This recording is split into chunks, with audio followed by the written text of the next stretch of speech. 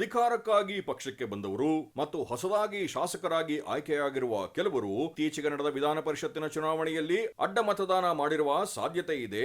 ಜೊತೆಗೆ ನಾಯಕರ ನಡುವಿನ ಸಮನ್ವಯತೆಯ ಕೊರತೆಯಿಂದಾಗಿ ಇಂತಹ ಘಟನೆ ನಡೆದಿದೆ ಎಂದು ಮಾಜಿ ಮಂತ್ರಿ ಸಿಟಿ ರವಿ ನೇತೃತ್ವದ ಸತ್ಯಶೋಧನಾ ಸಮಿತಿ ವರದಿ ಸಲ್ಲಿಸಿದೆ. ಇತ್ತೀಚೆಗೆ ನಡೆದ ವಿಧಾನ ಪರಿಷತ್ ಚುನಾವಣೆಯಲ್ಲಿ ಬಿಜೆಪಿ ಶಾಸಕರು ಅಡ್ಡ ಮತದಾನ ಮಾಡಿರುವ ಆರೋಪ ಕುರಿತಂತೆ ಪರಿಶೀಲನೆ ನಡೆಸಲು ರಚಿಸಲಾಗಿದ್ದ ಸಿಟಿ ರವಿ, ಎನ್ ಮಹೇಶ್ ಮತ್ತು ಮಹೇಶ್ ತೆಂಗಿನಕಾಯಿ ನೇತೃತ್ವದ ಸಮಿತಿ ಪಕ್ಷದ ಅಧ್ಯಕ್ಷ ವಿಜೇಂದ್ರ ಅವರಿಗೆ ವರದಿ ಸಲ್ಲಿಸಿದೆ. ಈ ಸಮಿತಿ ಪಕ್ಷದ ಕೆಲವು ಶಾಸಕರಿಗೆ ದೂರವಾಣಿ ಕರೆ ಮಾಡಿ ಮಾತನಾಡಿದೆ ಮತ್ತು ಕೆಲವು ಶಾಸಕರನ್ನು ಮುಖತಃ ಭೇಟಿ ಮಾಡಿ ಅಭಿಪ್ರಾಯ ಸಂಗ್ರಹಿಸಿದೆ. ಜೆಡಿಎಸ್ ಮುಖ್ಯ ಸಚೇತಕರ ಜೊತೆಗೂ ಮಾತನಾಡಿ ವರದಿ ನೀಡಿದ್ದಾರೆ. ವರದಿಯಲ್ಲಿ ಪ್ರಮುಖವಾಗಿ ನಾಯಕತ್ವದ ವೈಫಲ್ಯಗಳನ್ನು ತಿಳಿಸಲಾಗಿದೆ. ಪಕ್ಷದ ಅಧ್ಯಕ್ಷರು ಮತ್ತು ಶಾಸಕಾಂಗ ಪಕ್ಷದ ನಾಯಕರು ಈ ಚುನಾವಣೆಯಲ್ಲಿ ಪರಸ್ಪರ ಹೊಂದಾಣಿಕೆಯಿಂದ ಕೆಲಸ ಮಾಡಲಿಲ್ಲ.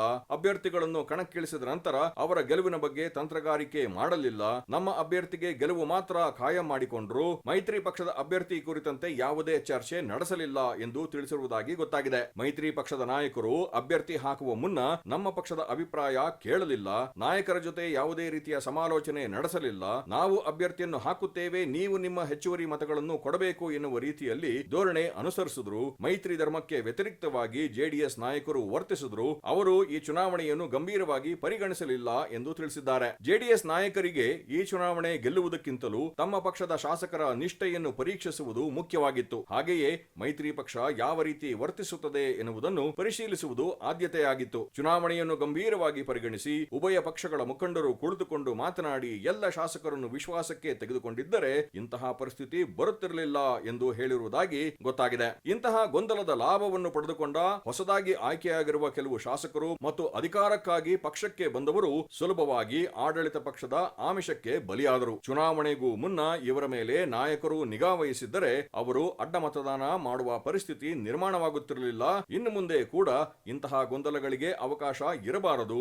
ಎಲ್ಲ ಶಾಸಕರನ್ನು ವಿಶ್ವಾಸಕ್ಕೆ ತೆಗೆದುಕೊಳ್ಳಬೇಕು. ಪಕ್ಷದ ತತ್ವ ಸಿದ್ಧಾಂತಗಳ ಬಗ್ಗೆ ಹೊಸದಾಗಿ ಬಂದವರಿಗೆ ಅರಿವು ಮೂಡಿಸುವ ಕೆಲಸ ಮಾಡಬೇಕು ಎಂದು ಶಿಫಾರಸು ಮಾಡುವುದಾಗಿ ತಿಳಿದುಬಂದಿದೆ. ವರದಿ ಸಲ್ಲಿಕೆ ಬಳಿಕ ಮಾತನಾಡಿದ ಸಿಟಿ ರವಿ, ಇದು ಪ್ರಜಾಪ್ರಭುತ್ವ ವಿರೋಧಿ ನಡೆ. ಈ ಅಡ್ಡ ಮತಗಳು ಕಾಂಗ್ರೆಸ್ನ ಅಭಿವೃದ್ಧಿ ಅಥವಾ ಸಿದ್ಧಾಂತಕ್ಕೆ ಬಿದ್ದಿರುವ ಮತಗಳಲ್ಲ.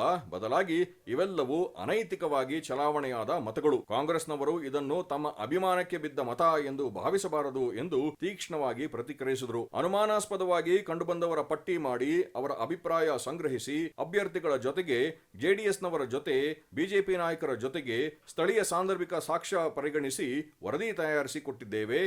ಆಂತರಿಕ ತನಿಖೆಯ ವರದಿ, ಹಾಗಾಗಿ ಹೆಚ್ಚಿನ ಮಾಹಿತಿ ಕೊಡಲು ಆಗುವುದಿಲ್ಲ ಎಂದು ಹೇಳಿದರು. ಈ ಚುನಾವಣೆಯಲ್ಲಿ ಎನ್ಡಿಎಯ 12 ಮತಗಳು ಅಡ್ಡ ಮತಗಳಾಗಿವೆ. ಬಿಜೆಪಿಯಿಂದ 3+1 ಅಡ್ಡ ಮತದಾನ ಆಗಿದೆ. 3 ಅಡ್ಡ ಮತದಾನ ಮಾಡಿದ್ದಾರೆ. 1 ಮತ ಅಸಿಂಧುವಾಗಿದೆ ಎಂದರು. ಈ ವರದಿಯನ್ನು ಕೋರ್ ಕಮಿಟಿ ಸಭೆಯಲ್ಲಿ ಪರಿಶೀಲಿಸಲಾಗುವುದು. ಆ ನಂತರ ಇದನ್ನು ಹೈಕಮಾಂಡ್ಗೆ ಸಲ್ಲಿಸುವ ಕುರಿತಂತೆ ಕೋರ್ ಕಮಿಟಿ ಅಭಿಪ್ರಾಯ ಪಡೆದು ಪಕ್ಷದ ಅಧ್ಯಕ್ಷರು ತೀರ್ಮಾನ ಕೈಗೊಳ್ಳಲಿದ್ದಾರೆ ಎಂದು ಹೇಳಿದರು.